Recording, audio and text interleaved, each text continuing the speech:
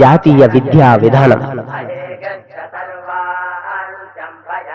నా దేశీయులారా, నా స్నేహితులారా, నా బిడ్డలారా, ఈ జాతీయ నౌక కోటాను కోట్ల జీవులను సంసార సాగరాన్ని తరింప చేస్తూ వచ్చింది. ఉజ్వలాలైన ఎన్నో వేల సంవత్సరాలుగా ఈ నీటి మీదుగా అది పయనిస్తూ కోటాను కోట్ల జీవులను ఆవలి తీరానికి పరమానందానికి చేర్చుతున్నది. కానీ ఈనాడు బహుశా మన పొరపాటు వల్లనే ఈ నౌక కొంచెం పాడైంది, చిల్లిపడింది. అంత మాత్రం చేత దాన్ని శాపనార్థాలు పెడతారా? దానిపై ప్రపంచంలో మరేది వనగించనంత సేవ చేసిన దానిపై నోరు విప్పి నిందా వాక్యాలు పలకటం మీకు తగునా? ఈ మన జాతీయ నౌకలో, ఈ మన సమాజంలో చిల్లులుంటే మనం దాని బిడ్డలం.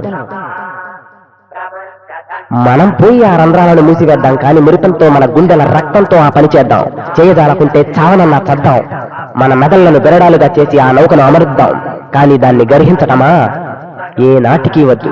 ఈ సమాజాన్ని గురించి తల్లెత్తి ఒక్క పురుష వచనాన్ని కూడా పలకకండి. కథించిన మహత్వానికై దాన్ని నేను ప్రేమిస్తున్నాను. మీరందరూ దేవతలకు బిడ్డలవ్వటం చేత, సుప్రసిద్ధులైన మీ తాత ముత్తాతల సంతానం కావటం చేత మిమ్మల్ని నేను ప్రేమిస్తున్నాను. అలాంటి మిమ్మల్ని నేను ఎలా దూషించగలను? సకల శ్రేయస్సులు మీకు కలుగును గాక. నా బిడ్డలారా, నా స్నేహితులారా, నేను మీ వద్దకు వచ్చింది నా ప్రణాళికలను మీకు తెలపటానికే. వాటిని ఆలకిస్తే మీతో కలిసి పనిచేయటానికే నేను సంసిద్ధంగా ఉన్నాను. కానీ మీరు నా మాటను తడచెవిన పెట్టి నన్ను భారతదేశం నుండి గెంటి వేసినా సరే, నేను తిరిగి వచ్చి మనమందరం మునిగిపోతున్నామని చెబుతాను. మీ మధ్య కూర్చోటానికే ఇప్పుడు వచ్చాను. మీ మధ్య కూర్చోటానికే ఇప్పుడు వచ్చాను. ఒకవేళ మనం మునగవలసి ఉంటే అందరం కలిసే మునుగుదాం. కానీ మన నోట చీత్కారాలు రాకుండుగాక. మన దేశపు ఆధ్యాత్మిక లౌకిక విధానాలపై మన పట్టు ఉండి తీరాలి. మీకిది అవగతమవుతోందా? దీన్ని మీరు పలవరించాలి, యోచించాలి, సాధించి తీరాలి. అంతవరకు ఈ జాతికి ముక్తి లేదు. మీరు నేర్చుకుంటున్న విద్యలో కొన్ని మంచి విషయాలు ఉన్నవి, కానీ దానిలో ఎంత మహానర్థం ఉందంటే అది ఈ మంచి విషయాలన్నింటినీ తుడిచిపెట్టి పారేస్తుంది. మొట్టమొదట అది ధీరులను చేసే విద్య కాదు. అది కేవలం పూర్తిగా వ్యతిరేకార్థమైన విద్య అయినా, వ్యతిరేకతపై ఆధారపడిన ఎట్టి శిక్షణ అయినా మరణం కంటే నికృష్టం. పిల్లవాడు పాఠశాలలో చేరటమే ఆలస్యం. అతను మొట్టమొదటగా నేర్చుకునే పాఠం తన తండ్రి మూర్ఖుడని, రెండవ పాఠం తన తాత పిచ్చివాడని, మూడవ పాఠం తన గురువులందరూ నయ వంచకులని, నాలుగవ పాఠం తన మత గ్రంథాలన్నీ పుక్కిట పురాణాలని. 16 వచ్చేసరికి అతడు నిరాకరణ రాసి నిర్జీవుడై శల్య మాత్రావశిష్టుడై మిగులుతున్నాడు. మీ మెదడులో చొప్పింపబడి వంట పట్టక యావ జీవిత పర్యంతం కలవర పెడుతూ ఉండే ఆ సమాచార సందోహం విద్య కాదు. మనకు కావలసింది చైతన్యవంతులుగా వనరించేవి, ధీరులుగా రూపొందించేవి, శీలాన్ని తీర్చిదిద్దేవి అయిన భావాలను జీర్ణించుకోవటమే. ఆయా భావాలను మీరు జీర్ణించుకొని వాటిని మీ జీవితంగా శీలంగా చేసుకునే పక్షంలో ఒక మహా పెద్ద గ్రంథాలయాన్ని కంఠస్థం చేసిన ఆ వ్యక్తి కంటే ఎక్కువ విద్యను మీరు సమకూరుతుంది. విషసేకరణ విద్యగా పరిగణించే పక్షంలో గ్రంథాలయాలే మహాయోగులు, విజ్ఞాన సర్వస్వాలు, ఋషులు అవుతాయి. కాబట్టి మనకు ఆదర్శం ఏమిటంటే, మన దేశంలోని లౌకిక ఆధ్యాత్మిక విద్యా విధానం యావత్తూ మన ఆధీనంలో ఉండాలి. సాధ్యమైనంత వరకు అవి జాతీయ విధానాలలో ఉండాలి. జాతీయ పద్ధతులపై కొనసాగాలి.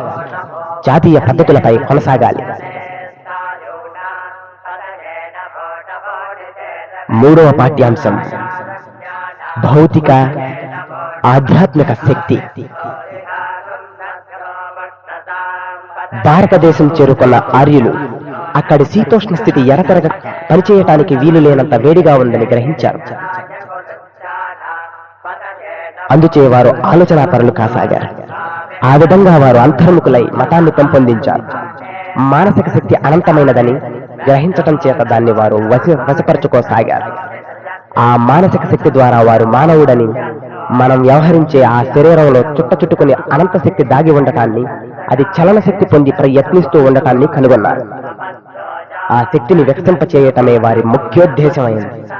ఆర్యులలో మరొక శాఖ చిన్నది, సుందరమైనది అయిన గ్రీకు దేశానికి పోయింది.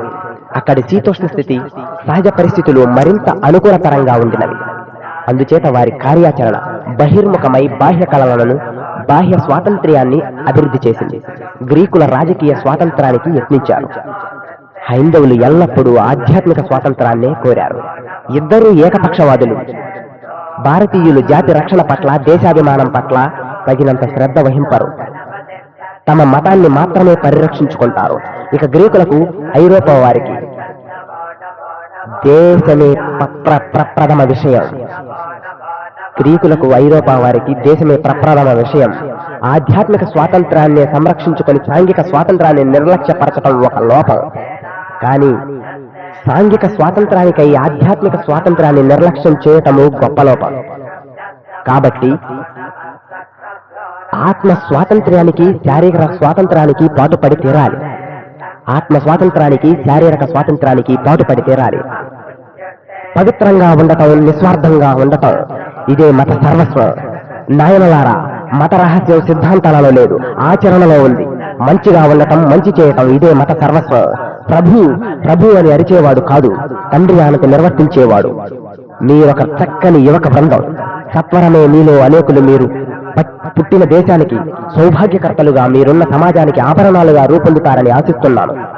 ఈ ప్రపంచం వల్ల మీకు అప్పుడప్పుడు కష్టాలు వాటిల్లితే కలత చెందకండి.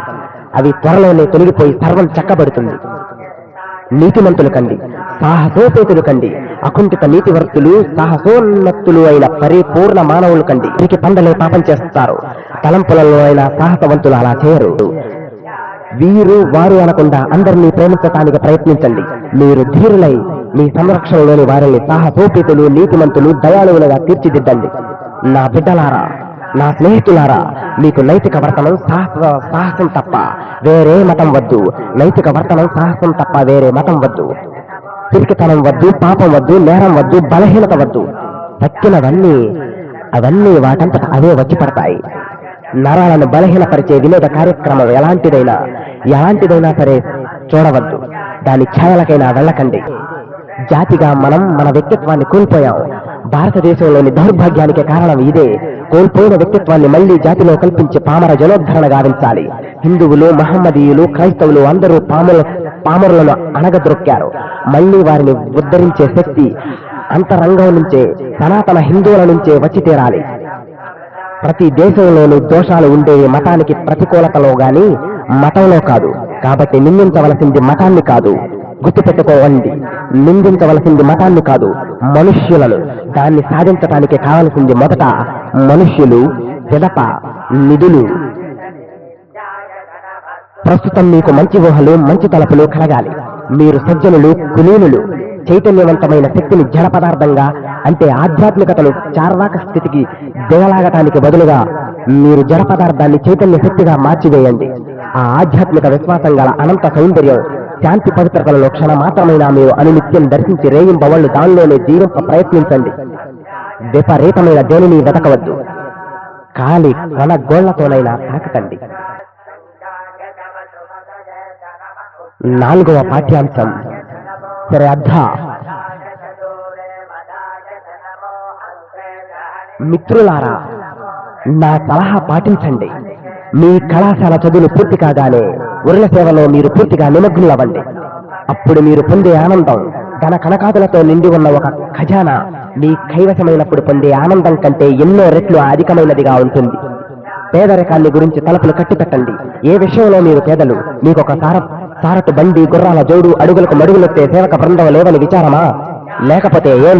మీ హృదయ రక్తం ధారపోసి పరులకై అహోరాత్రాలు పాటుపడితే జీవితంలో మీరు సాధింపలేనిదేదీ ఉండదని మీకు అనుమాతమైన తెలియడం లేదు.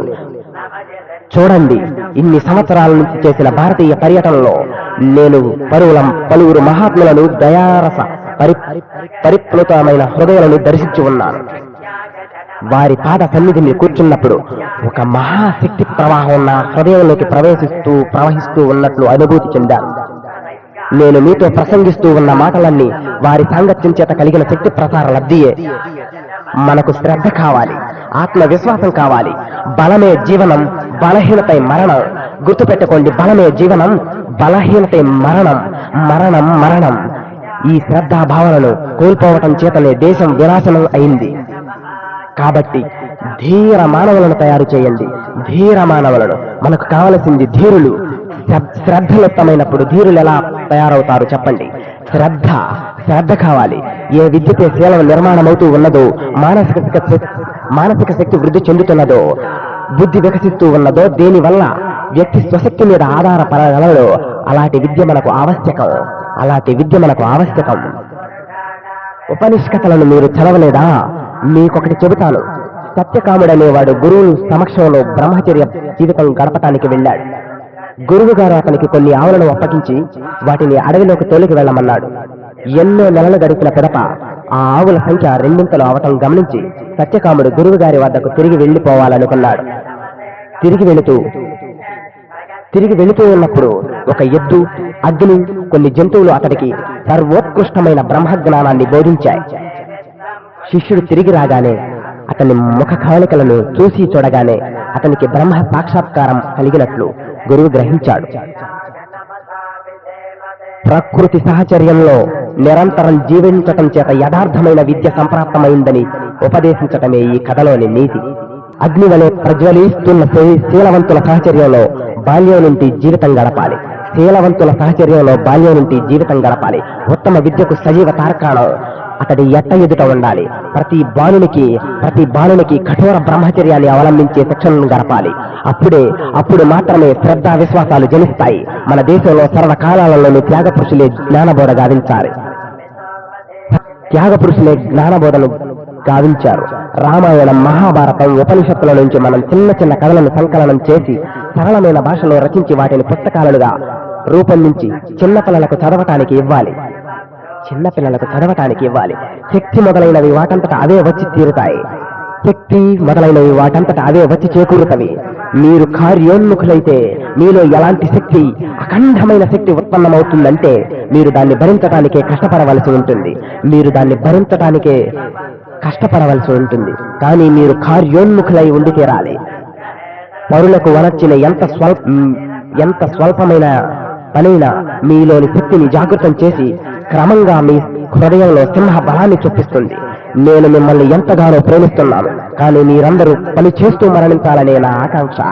మీరు అలా చేయటం ఒక రకంగా నాకు ఆనందదాయకమే అవుతుంది కాక